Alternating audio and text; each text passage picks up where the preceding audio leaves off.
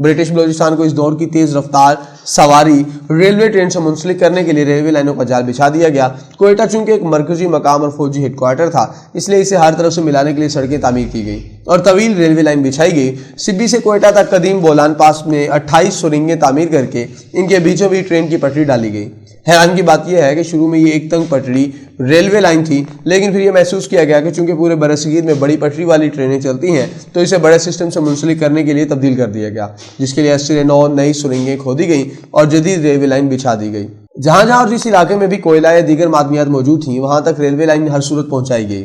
سبی سے ایک لائن ہرنائی کی طرف بچھائی گئی جو سانگان سے ہوتی ہوئی مری قبائل کے علاقے سے گزرتی ہے اور پھر پشتون علاقوں میں داخل ہو جاتی ہے۔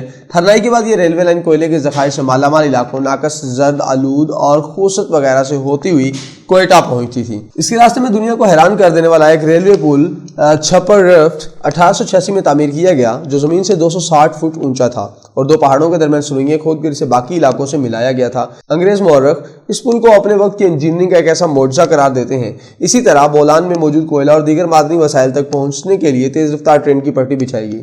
بولان درے کے عین درمیان میں مچ کا وہ مقام آتا ہے جس کے ارد گرد کے پہاڑ کوئلے کے ذخائر سے مالا مال ہیں۔ جنگی ضروریات کی تکمیل کے لیے افغانستان کے بارڈر تک دو ریلوے لائنیں تعمیر کی گئیں، ایک کوئٹہ سے چمن تک اور دوسری کوئٹہ سے یوب تک۔ یوب کو اس زمانے میں فورٹ سینڈمن کہتے تھے۔ کوئٹہ اور چمن کے درمیان ایک بلند و بالا پہاڑ خوجک آتا ہے۔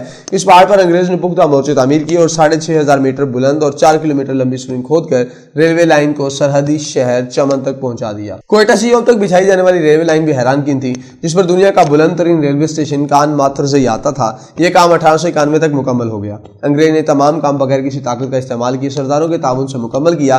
انگریز حکمرانوں نے سرکاری لیویز کے دستے بنائے اور انہیں سردار کے مکمل اختیار میں دے دیا۔ ایک بلوچ سردار جو پہلے اپنے اندرونی قبائلی نظام کی وجہ سے فیصلے کرتا تھا اور امن و امان قائم کرتا تھا، اب وہ ایک خارجی حکمران بن گیا تھا جس کے پاس لیویز نام کی ایک پولیس فورس تھی جو اسے طاقتور بناتی تھی۔ سردار پہلے قبیلے کے بزرگ اور معتبر ہوا کرتے تھے مگر اب انہیں حاکم بنا دیا گیا۔ برٹش بلوچستان کے اکثر علاقوں میں ریلوے لائن بچھانے، کوئٹہ میں ایجنٹ ٹو گورنر جنرل کا ہیڈ کوارٹر قائم کرنے، وہاں شاندار کنٹونمنٹ تعمیر کرنے اور ہندوستان کی افغانستان کے ساتھ سرحد کو محفوظ بنانے کے بعد سینڈمن دنیا سے کوچ کر گیا۔ اب انگریز بلوچستان میں ہر لحاظ سے مستحکم ہو گیا تھا۔ پشتون و بلوچ سردار سب کے سب اس کی مٹھی میں تھے۔ ان سرداروں کے ذریعے عوام انگریز کے قابو میں۔ انگریز کو ہندوستان کے باقی علاقوں کے نسبت بلوچستان کو کنٹرول کرنے کے لیے بہت ہی کم سرمایہ خرچ کرنا پڑا، چند ہزار لیویز کی تنخواہیں اور بدلے میں اتنے وسیع اور اس خطے پر حکمرانی۔